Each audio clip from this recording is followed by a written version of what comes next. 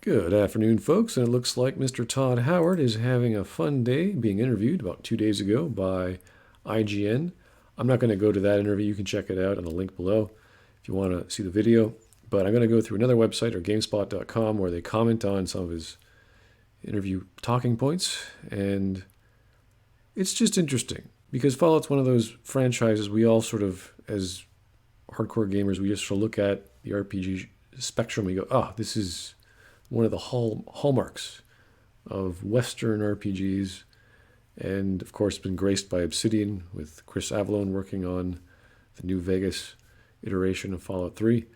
And it's just always been that gem in our minds until, of course, Fallout 76 and arguably part of Fallout 4 came about. There's always been some sort of animosity with those, or Fallout 4.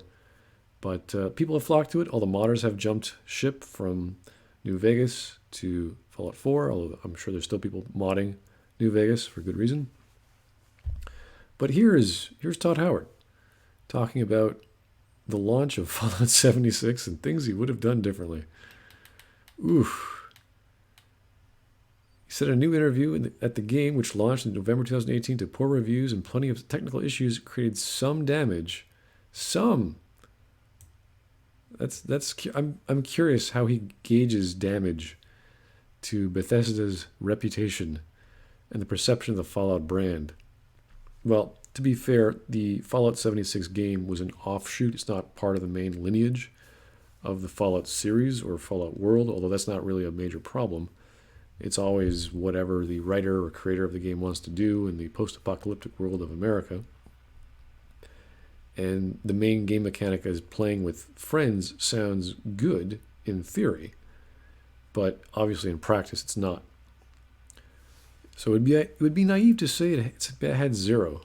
So he knows it's been negative. Good. Thank you, Todd. You're acknowledging you've made mistakes. He went on to acknowledge that due in part to the always online multiplayer focus of Fallout 76 being new ground for Bethesda, the team anticipated a rocky launch. Okay. Good. That's kind of a given. We knew we were going to have a lot of bumps. That's a difficult development, a lot of new systems and things like that. That's true. Hey, we're going to try this new thing. Now, I get that there's new systems for networking and multiplayer options and all that stuff. That's a given.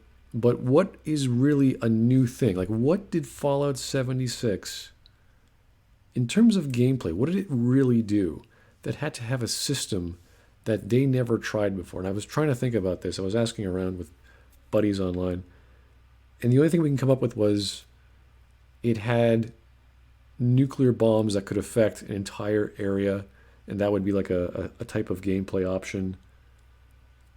And I thought that's not really a big deal.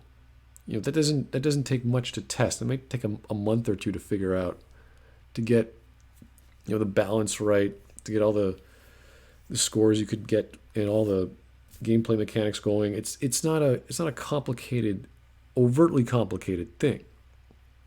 It's nowhere near as complicated as, let's say, the network code on Battlefield 4 and 5, where you have all those networked waves and people are in the water and you have to see everyone getting hit by the same wave and all the dynamic buildings being knocked down, that sort of thing. Nothing like that. This is just one boom, one explosion, and it affects the entire environment. So I'm kind of curious if anyone knows what was special about Fallout 76 that it needed this new thing that caused Fallout 76 to launch poorly. Because it wasn't just a new thing. We're talking about the bugs being on a full spectrum of issues. The models, the textures, the animations, the frame rates. This is basic gameplay. This is not like network, because the network, this is slowed down. No, this is just basic building something. Balancing with the weapons, with the inventory, the weight limits, the carrying capacity limits, all sorts of issues. Every single aspect, the GUI, the HUD, the graphics, the sound, the lighting, the textures, the light, what is it called? Not the particle effects, but the God rays, all sorts of ridiculous things. The T-poses, the enemy balance, enemy spawning, and just destroying what people thought of Fallout was, because it's using the same engine as Fallout 4. So how could they have gotten so many things wrong? And just some bumps. A lot of people might say that's not the game we want from you. Well, no kidding. It was supposed to be quality, even though we knew it would have bugs, but it was trash. But we still want to be somebody that's trying new things. That was a very difficult, very development. A very difficult development on that game to get it where it was. A lot of those difficulties ended up on the screen. All of the difficulties ended up on the screen. The whole shindig was a mess. The developer hidden room. I mean, that was a whole mess by itself. Banning people, and then asking them how you got in, and then bringing them back, and how you launched the game. Some people don't even have canvas bags yet. They're still waiting. We knew, hey, look, this is not the type of game that people are used to from us, and we're going to get some criticism on it. A lot of that very well-deserved criticism. No kidding. It's still going on, so I'm sure he's listening, but whether they're doing anything about it is a good question. Went on to say that Bethesda never expected Fallout 76 to get the highest review scores. Even from the beginning, we thought this is not going to be a high Metacritic game. This is not what this is, given what it is. Now, this I don't grasp. If you are a game developer, you are putting your heart and soul into this thing. Everyone is. The designers, the artists, the developers, everyone. If you are not shooting for the stars, what are you doing? Why would you even think this way? And as soon as you said this is not a high Metacritic game, remember Fallout New Vegas? How they did not get what they were promised in terms of pay if the Metacritic score did not hit a certain amount? It's a very strange thing for him to say, because that's what they were trying to do when they paid Obsidian to make them their game. We just look at Fallout New Vegas. Like, this is from critics giving it an 84, and that's 39 critics over the years. Obviously, it's been a while since it's come out, so these changed. But look at the user score, 36,000. I would rather look at the user scores to be more accurate with these things. But look at this. This is hugely popular.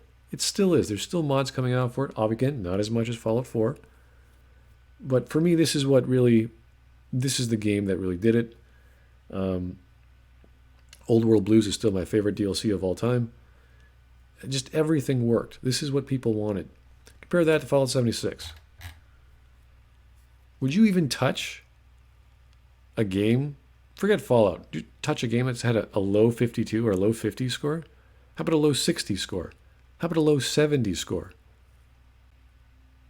This game arguably is probably worse than, not Andromeda. Well, Mass Effect Andromeda, of course, it's a different style of game, but arguably worse than Anthem. It's hard to gauge once you're really bad. You have to look at the game as a whole. Like, what was wrong with the game when it launched? And you can argue almost every aspect of Fallout 76 was flawed. You might say some of the mechanics in Anthem weren't as flawed, but whether or not that was worth your while is up to you. But look at the user score.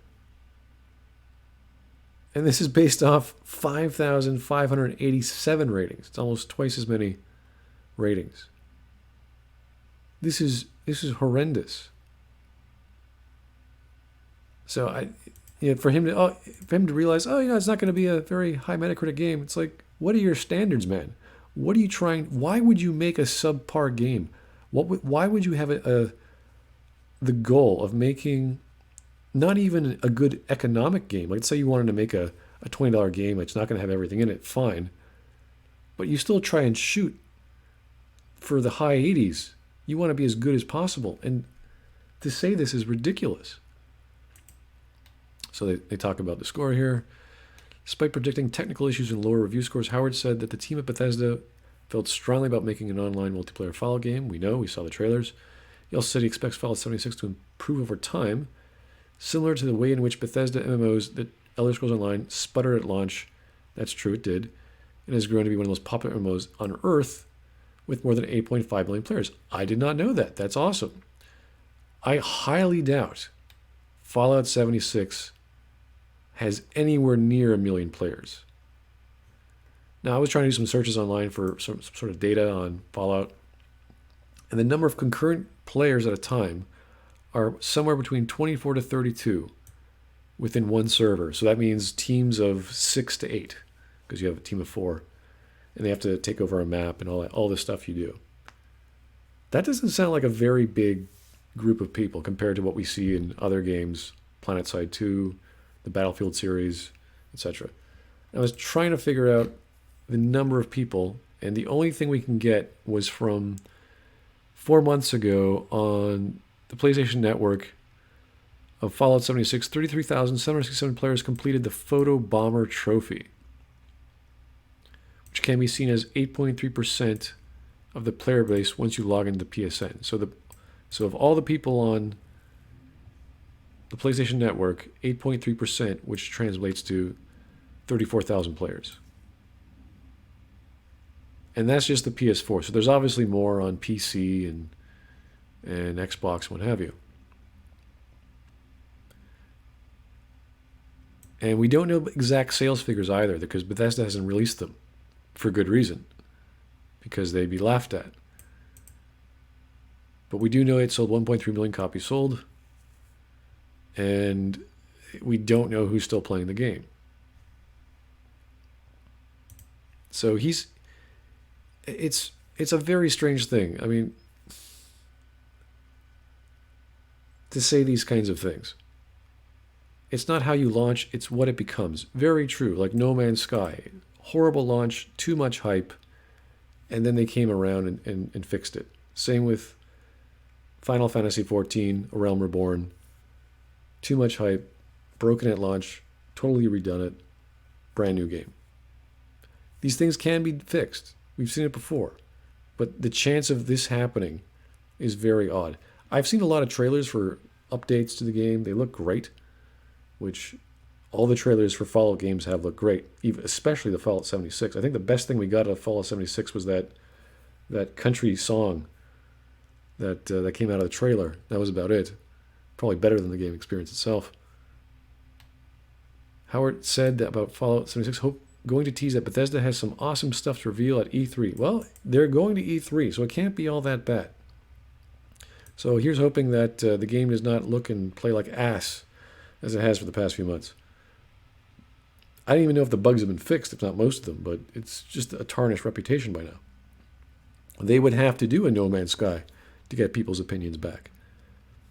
Though Fallout 76 was criticized, Howard pointed out that it was still a huge release for Bethesda. No sales numbers have been announced. Yeah, we still have no idea. Howard said Bethesda's main takeaway or lesson learned from 76 was that the developer should have kept the game in a testing phase for a longer period of time. I would say at least a year. At least a year to test every aspect of the game. The gameplay, the balance, the technical issues, the visual issues, the audio issues. Give it some goddamn NPCs, for heaven's sake. Something. Every story or every mission cannot just be reading a computer terminal or a note or an audio tape. It can't just be all that. That sounds pretty uninvolved. All your choices have no impact. If there are any choices you can make. I don't think so. That's not Fallout. That's a game trying to be Fallout, just with the brand name, and of having a bunch of guys trying to make a game they don't know how to make. There's one thing I would have done differently. It would have been to find a way to, at scale, let people be playing the game 24/7 before you say, everybody on here you go, pay us. Yeah, that would have really been, make it free to play. Make it free to play. Have the demo similar to the Mass Effect 3 demo for, was it a week or two in December for the launch in March. Have them test the multiplayer. Have it balance them out. And this is, of course, just a multiplayer game, so just do that. And keep it free to play. But, of course, the game would have to actually have been good for people to want to keep playing, to want to buy cosmetic stuff like skins and what have you. But, of course, the pricing for all the cosmetic stuff they currently have in the game is just ridiculous, or was ridiculous at launch. So I don't think that's cleaned up too well. Howard also clarified that Fallout 76 was developed not principally by the main team. Yeah. Oh, our main team wasn't doing it. It's all these problems, all these technical problems that are nothing to do with the retail or the person buying the game. Ridiculous. Sad stuff. And hopefully we'll get an actual Fallout game in the near future, but I can't. There's no mention. There's no speculation. There's not even a rumor. It's all Fallout 76 and whatever new thing they have planned. So hey, thanks guys for listening to me ramble on about Todd Howard and the joys of one of the most beloved franchises of the West in gaming. And have yourself a great afternoon.